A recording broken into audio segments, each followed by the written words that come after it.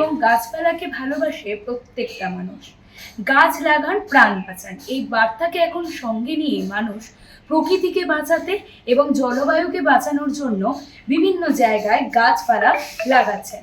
শুধু তাই নয়, বিভিন্ন জায়গায় যদি লক্ষ্য করা যায় পরিবেশ দিবস উপলক্ষেও গাছ লাগাচ্ছেন মানুষ, কিন্তু তার সঠিক পরিচর্যা কি আদৌ করছেন মানুষজন? এইটা জানার জন্যই কলকাতারই একজন ৬৭ বছরের বাসিন্দা রামেশ চন্দ্রন, তিনি বিভিন্ন স্কুলে চলে যান।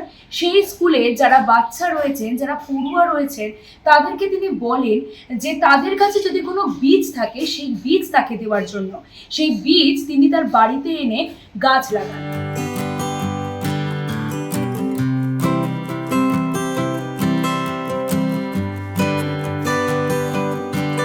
আমার মনে হয় প্রত্যেকটা মানুষের এই ভাবনাটা আসা উচিত।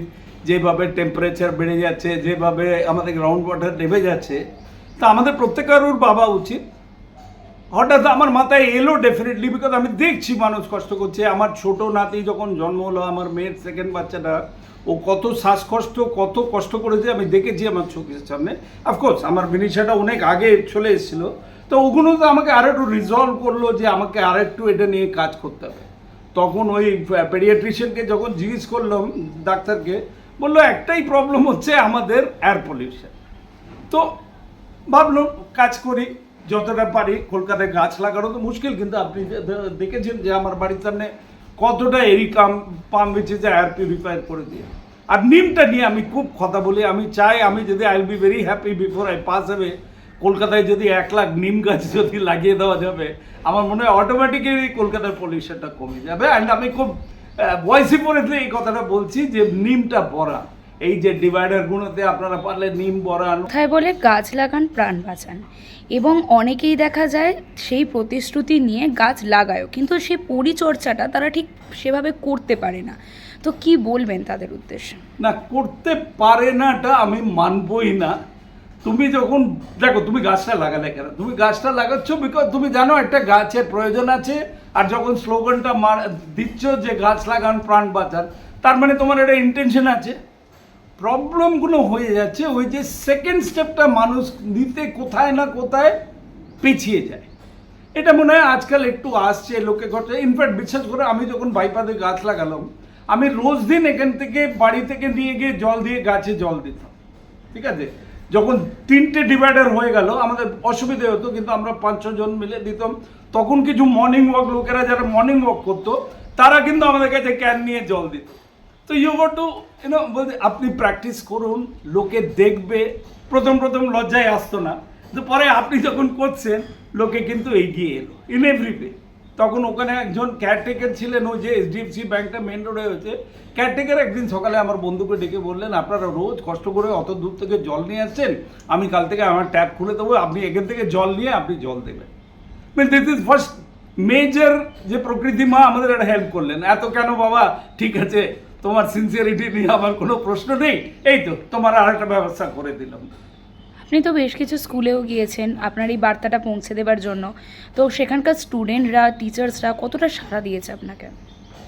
দেখুন, আমি যদি বলি আমি 100% স্যাটিসফাইড, তাহলে আমি মিথ্যে কথা বলি। কারণ আমি মিথ্যে কথা বলতে খুব একটা পছন্দ করি না, আর খুব বলিও না। বাট দেখুন, আমি বলি যে ধরুন আমি মোটামুটি 20টা স্কুলে কলকাতায় প্রোগ্রাম করছি, আমি কন্টিনিউ করছি প্রোগ্রামগুলো করতে। এবারে 20টা স্কুল আপনি ধরুন মোটামুটি অ্যাভারেজ 2500 বাচ্চা, মানে আমার 50, আমি ধরছি আমার স্ট্রেংথ হচ্ছে 50,000 স্টুডেন্ট।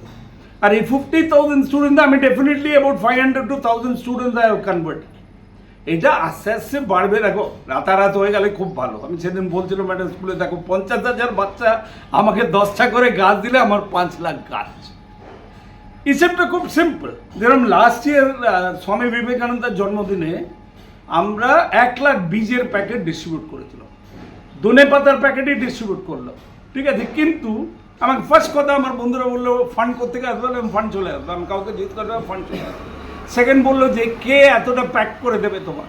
বিশেষ করে আমার বাড়িতে 1 লাখ প্যাকেট প্রিন্ট করেছিলাম, মোটামুটি 200 কেজি পেয়ে এনেছিলাম স্কুলগুলোকে গিয়ে, শুধু বাচ্চাদের দেখানো, এই 2টো চামচ দেবে, স্টেপল করবে, করে নেবে। তো আমার 10টা স্কুল মিলে 1 লাখ প্যাকেট হয়ে গেল। এবারে কে ডিস্ট্রিবিউট করবে? এগেন স্কুলকে বললাম যে দেখুন 12 জানুয়ারি স্কুল ছুটি আছে, বাচ্চারা কোনো জায়গায় হাঁটবে না।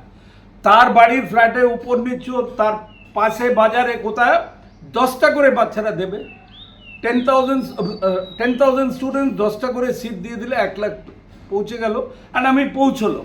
তাই just wanted to give a message to the world যে আমরা চাইলে সব কিছু করতে পারি। অ্যান্ড তাতে আমি ডেফিনেটলি রিপিটেডলি বলবো, আমি স্কুল বাচ্চাদেরই বিশ্বাস করব, বিকজ ওই বয়সে আমরা যখন এই কাজটা ওদের ধরিয়ে দিই, লং টার্মে যে আমরা একটা পলিউশন ফ্রি, একটা দূষণমুক্ত পৃথিবী পাবো, সেটা নিয়ে আমি খুব sure. I will continue to work like this as long as mother nature gives me the strength, আমাকে শক্তি আর মনের বলটা দিক, আমি এটা চালিয়ে যাব। 67 বছরের এই বৃদ্ধ রমেশ চন্দ্রন, তার যে বাড়ি, সেই বাড়ির সংলগ্ন রাস্তাতেও একাধিক গাছ, এবং পাড়া প্রতিবেশীরাও একদমই তাকে বারণ করেন না। তার কারণ কি? কারণ একটি গাছ একটি প্রাণ মানুষের জন্য আমরা যদি গাছ লাগাই, তবে আস্তে আস্তে যে গরম পড়ছে বা যেভাবে জলবায়ুর পরিবর্তন হচ্ছে, সেটা আস্তে আস্তে আরও কিছুটা স্বাভাবিক পথে হবে, এমনটাই তিনি মনে করছেন। এবং তিনি যতদিন জীবিত রয়েছেন, তিনি যতদিন সুস্থ সবল রয়েছেন, ততদিন তার এই কাজ করে যাবেন, এমনটাই তিনি জানাচ্ছেন। এই সময় ডিজিটালের জন্য সুকৃতি।